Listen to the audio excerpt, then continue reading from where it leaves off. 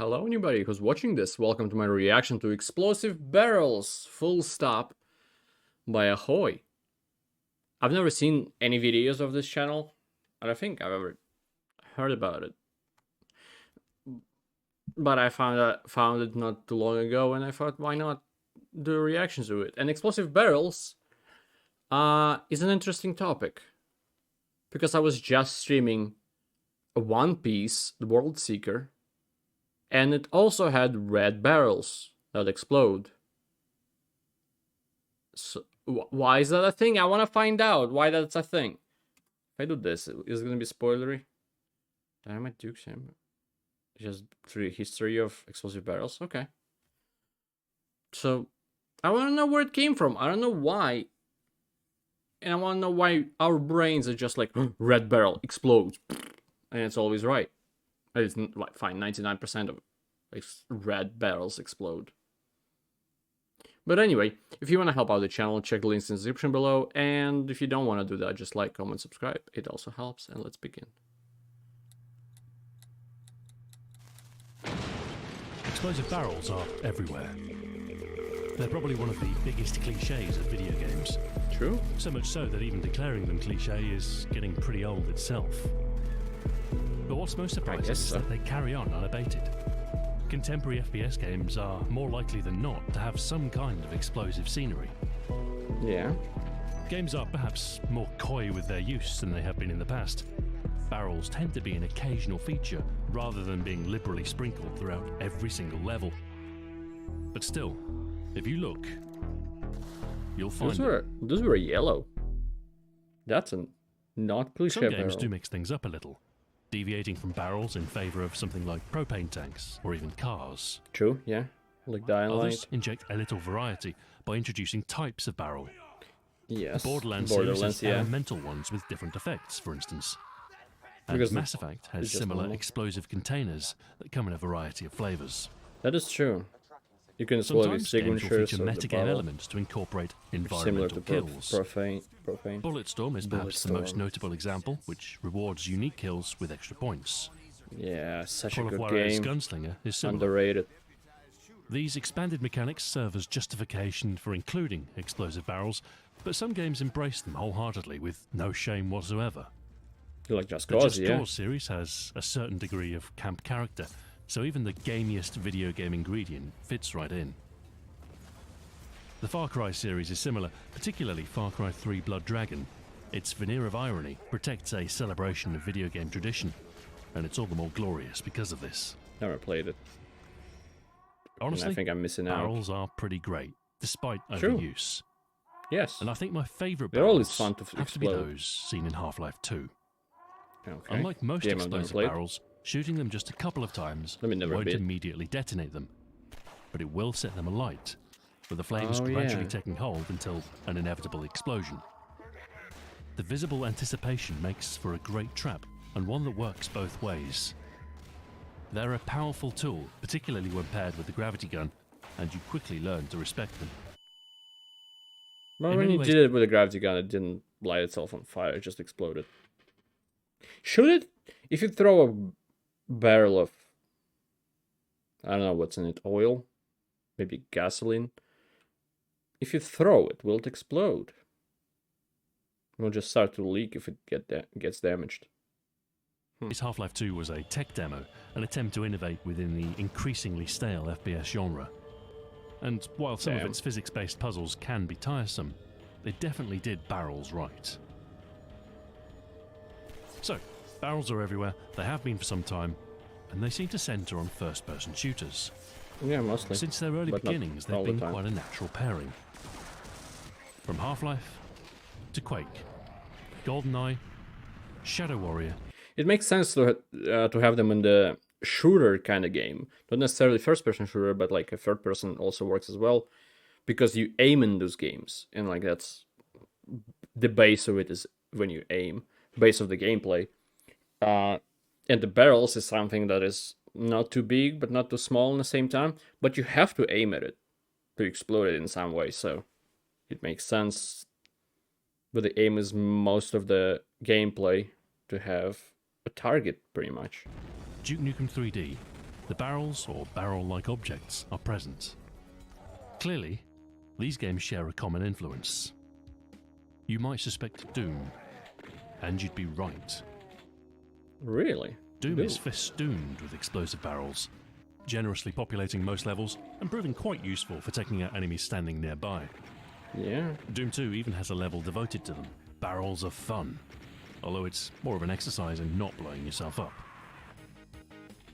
Otherwise, that seems as a actually general fun. rule of thumb, if you see a barrel, you shoot it. Yes. So, that's in our DNA as a human. That much is self-evident. But why does Doom have explosive barrels? Why not? I guess its earlier game, Wolfenstein 3D, also had barrels, but they weren't explosive. That was Doom's innovation. So what inspired the extra volatility? From a gameplay perspective, Doom draws heavily from the arcade games of the late 1980s. Gauntlet. Shoot-em-ups and action RPGs mostly. Never played it myself. In fact, Doom is an action RPG at its core. The monster-slaying, key-hunting gameplay loop is taken straight from Gauntlet. Atari's 1985 arcade game might not be 3D, but the influence on its games is clear. But there are no barrels to be seen here. Certainly no explosive ones. So what about shoot-em-ups? They were never shy of explosions. But what about barrels? One of the most definitive shooters of this era was Operation Wolf. Like most of the military-themed games of the day, it was heavily informed by action movies. Essentially, an amalgam of Rambo and Commando. And the setting? Basic military base. A few sandbags, watchtowers. Never seen this before, but I played a similar game. I think one of the Duke Nukem games or something like that. In my memory, it's Duke Nukem, but I could be wrong. In the same like style where it's sliced to the side and you just have a cursor on the screen. And, quite often, some barrels. Op Wolf does indeed feature barrels. Not exploding but they're ones. just set dressing. Shooting them does nothing. And they're not red. To be so fair, it makes sense along with crates, barrels are a very common element in video game scenery.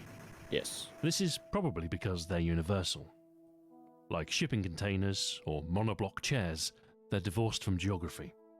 An oil drum is an oil drum the same anywhere in the world. Pretty much.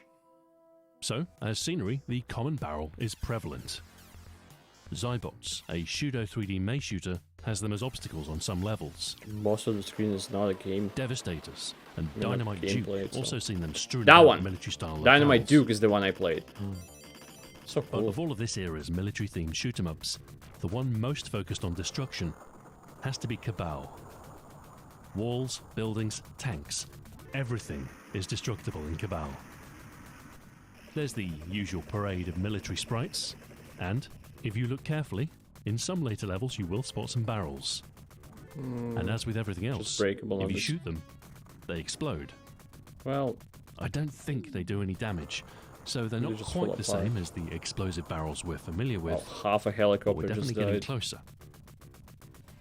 Now, Rambo can take much of the blame for the popularity of the military theme, and in 1989, there was an officially licensed Rambo III game for the arcades. 3. Interesting. It actually does feature proper explosive barrels, and they can be quite useful, injuring enemies in the blast. Yeah, they are okay. The funny thing is that the Rambo movies themselves don't really have explosive barrels in them. There are plenty of explosions, and a few barrels, but on screen, the two aren't really connected. Also from 1989, and also taking heavy inspiration from Rambo, was the third in the Ikari Warriors series, Ikari 3, The Rescue. Explosive barrels make occasional feature. Nice big red ones that flash before exploding. There are also elements from popular beat-em-ups of the day, weapon pickups, and a departure from the commando-style gameplay of the previous two Ikari games in favour of more hand-to-hand combat. Another great example of true explosive barrels is SNK's NAM 1975, released in 1990, with copious amounts contained within one industrial-themed level. They present a hazard early on, rolling by on a conveyor belt and exploding when shot. By the end of the level, there are even more. 2 types, in fact. Your classic red explosive barrel and a slightly more dangerous purple barrel, which leaves a toxic cloud after detonation. detonation. Oh, that is. Looks so weird. So there are a few examples of explosive barrels that predate Doom, and it's possible that one of these games, knowingly or not, served as the influence for id. But there's a slight incongruity. Doom's barrels are nuclear, filled with a green toxic sludge. So where did that come from?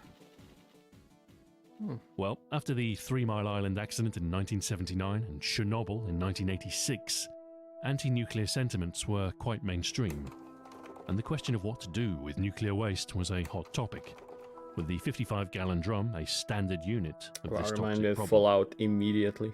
This ecological concern even permeated children's television. Think of Captain Planet, Toxic Crusaders, even the Teenage Mutant Ninja Turtles. I guess. It's not unreasonable to assume that id were influenced in a similar way. But there is another potential factor. Ooh. Which is? Doom was originally going to be a licensed Alien game. Really? It's why there are space marines, sci-fi bases, and ethically questionable megacorps. I guess. The third Alien film came out in 1992, during Doom's development, and there is one particularly relevant sequence. Bereft of weapons and facing a deadly alien threat, the inhabitants of the prison colony turned to a stockpile of mining supplies instead. A volatile compound called quinitracetylene. Naturally, it's stored in 55-gallon drums. Just sci-fi thing. Toxic and highly combustible. It's difficult to know exactly what inspired id to include explosive barrels. So I emailed John Romero and I asked him. His reply? We felt that shooting a barrel full of toxic waste should explode, and that it would be another great way to kill demons. So we made that happen. Fair enough. So maybe explosive barrels were just a product of the zeitgeist. An inevitability given the new potential of 16-bit machines and a background of action cinema. What we do know is Doom was the catalyst for a subsequent explosion of popularity. But even so, it wasn't the first. We've uncovered a few prior examples, but the question remains. I think, like, Doom could be the responsible thing for it, even if it wasn't the first. Because it's not about being the first. It's about the popularity. Just like videos on YouTube. If you make a video on a topic first, it does not mean that people will start copying you. Like, okay, if you make the topic first and then some big channel make the topic, they're gonna copy a big channel instead and not you, even though you were the first. It's like just, I'm just giving an example about like modern times kind of deal, I don't know. What was the first game to feature explosive barrels? The late 80s were the heyday of action films, and if we look to movie tie-ins like Lethal Weapon and the Aliens arcade game, we can find examples of explosive barrels. I mean, it makes sense. Explosions are a staple of the action genre. Barrels, grenades, rocket launchers, the more the merrier, right? The barrels in the Aliens arcade game surprised me, however. While Alien 3 did feature barrels in the 1992 movie, the Aliens arcade game came out in 1990 and was loosely based on the second Alien film. Pink aliens? Neither Alien nor Aliens feature barrels, however. So their addition to the Konami arcade game must take inspiration from somewhere else. Never seen pink aliens though, or purple. If we track back through Konami's catalogue, there was another big licensed game released the year before. Teenage Mutant Ninja Turtles. It too features explosive barrels. But you can tell these are early here. examples, as the barrels have danger written on the sides. Yeah. Clearly this was a time before red barrels were a universally known cliché. But 1989 was a good year for them. There was a definite surge of examples. And at least a couple were prompted by the release of License to Kill, the 16th James Bond film. There are a few barrels seen in the film, notably in the opening gunfight. But they're not explosive. I don't remember his name. Volatile liquids do play a major role in the story, however, see him in, like, more and a number of fuel tankers do spectacularly explode at the film's climax. Which is cool. There was a licensed game released for a number of platforms the same year, which loosely follows the events of the film. Fuck, a British guy, I can't remember his name. The second level sees Bond on foot He's in versus Doom some Patrol. bad guys, and there are a large number of barrels throughout the level. In the film, the barrels simply leak when shot, but in-game, they explode, forming a crater Could be a and Coke. killing any adjacent enemies. Can. Perhaps seeking to capitalize on the new Bond release, Data East released Sly Spy the same year, and it too features explosive barrels. It draws from a mix of previous Bond films, notably The Spy Who Loved Me, The Man with the Golden Gun, and Moonraker. There you go. It seems barrels are desirable decor for evil lairs. Then there's the military lot, Ikari 3, Rambo 3, both from 1989, and both of which feature true explosive barrels. True. As soon as we roll back to 1988, explosive however, barrel there is a sudden disappearance. There are plenty of games that feature barrels as scenery, and there are even some that have destructible barrels. Cabal, for instance, and the 1988 RoboCop arcade game, where foreground scenery can be shot quite satisfyingly. But it doesn't explode. But as far as explosive barrels go, I was only able to find one example from this year. And it's a military-themed beat-em-up. Oh. SNK's P.O.W. Prisoners of War. It's quite unusual in that it combines... Is it Prisoners of War, Prisoners of War? Did I say Prisoners wrong twice? Prisoners! Prisoners of War, Prisoners of War. Or P.O.W. stands for something else. Point of view, but with a W. I don't know. Binds the military theme normally Point seen of in war. shoot-em-ups with the formula established by beat-em-ups, like Double Dragon. Yeah. It's weird to In see. fact, I think it's this brawler influence that has led to the inclusion of barrels. In Double Dragon, there are a variety of weapons you can pick up from the ground. Yeah, it makes sense and barrels are one of them. to have pick-upable barrels. They're not like boxes and explosive, shit. but they were quite prominent. And most beat-em-ups And red. post-1987 kinda orange, took but- notes from Double Dragon. It's why Final Fight had barrels. It's why Street Fighter II had barrels. Prisoners of War took this beat-em-up formula and added guns. And from there, somebody asked the question, what happens if you shoot the barrels? The obvious answer was an explosion. So, is P.O.W. the first game to feature explosive barrels? I assume no, because well, it's not quite. I was able to find just three-fourths one of the video earlier game. example. It's not a shoot-em-up, nor a brawler, It's a fucking but a racing driving game. game. Oh, racing, yeah. It's an arcade game from 1986 called Speed Rumbler, top-down car combat in the vein of Spy Hunter. Its barrels were a major part of gameplay, so much so that an explanation of how they work appears on the cabinet art.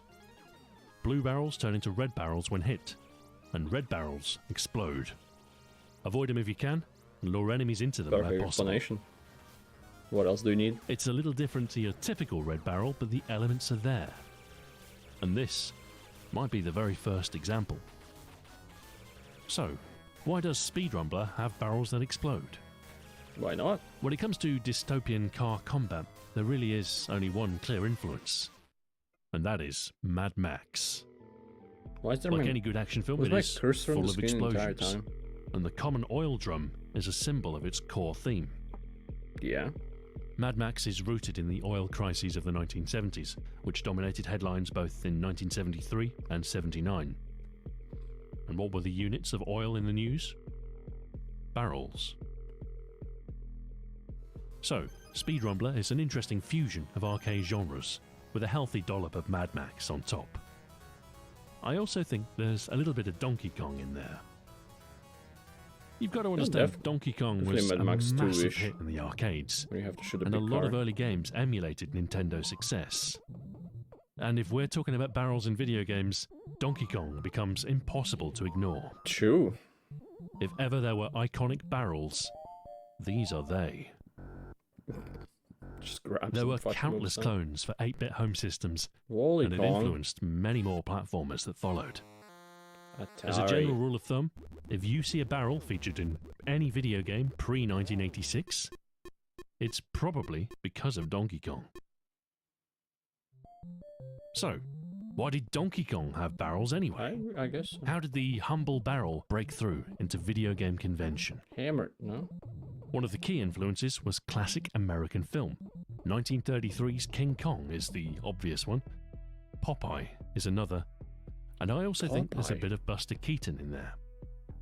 Why Ladders, Popeye? platforms, barrels. Well, I guess I was thinking about the Donkey Kong because it's in the name, but I guess Popeye and Mario. They both connected to water. One of them is a sailor and the other one is a plumber. Both wearing weird hats and have to eat some kind of a vegetable to gain power. Yeah, okay.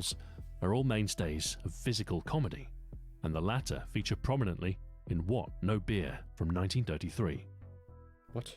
In one scene, a truckload of barrels roll down a steep hill, with Keaton attempting to flee their path. Oh yes, I thought the name sounded familiar. It's a striking visual, is it? And it may have inspired Donkey Kong's Cascade. Such a cool actor. The thing Such about a cool barrels idea is, in the movies. like boulders, they lend themselves to intuitive design. Yes, I They're think common that's enough one of the that we reasons that they understand became them just so by popular. seeing them. We know their approximate size, and we can infer their weight. That's why slapstick comedy uses them. There's no setup required, and we can assess the danger of a barrel rolling towards us at a glance. It's almost primal. That's why Donkey Kong used them, and why nobody questions a life lost when one strikes you. Activates our Certainly almonds. nobody has mistaken them for a power-up, at least not more than once. Arcade games need to communicate their mechanics quickly, as it might be the player's first time. So conventions and cliches became very useful. We intuitively know that spikes are dangerous, fire is hot, and pitfalls perilous. And barrels became bright red to communicate their explosive nature. Yeah, danger. Akin to aposematism in nature, bright colours stand out and serve as a warning. Even when they're a dull grey, it doesn't take long for players to work out what they do, even if their first encounter leads to accidental death. That does tend to happen. It's likely there would still be explosive barrels in a world without Doom, but its influence ensured the convention would take hold. Yeah. Doom's success guaranteed imitation from other FPS games. Yeah, exactly. But imitation. there's more to barrels than that. About. Because of popularity, not because barrels of being first. Add a sliver of strategy in a genre often devoid of it. A secondary target that, if timed right, can deal more damage more quickly than targeting enemies individually. Yeah. Most of all, though, I think barrels are a very good way not to just deal damage to an enemy, but it's a deal damage to multiple, like a horde of enemies, like grenades. Any kind of explosion is an AoE that does a great job. It's because taking out multiple enemies at once with a single shot satisfies. Yes. It feels powerful. Like the super shotgun, barrels felt good. Yes. I love super they shotgun. Still feel good today.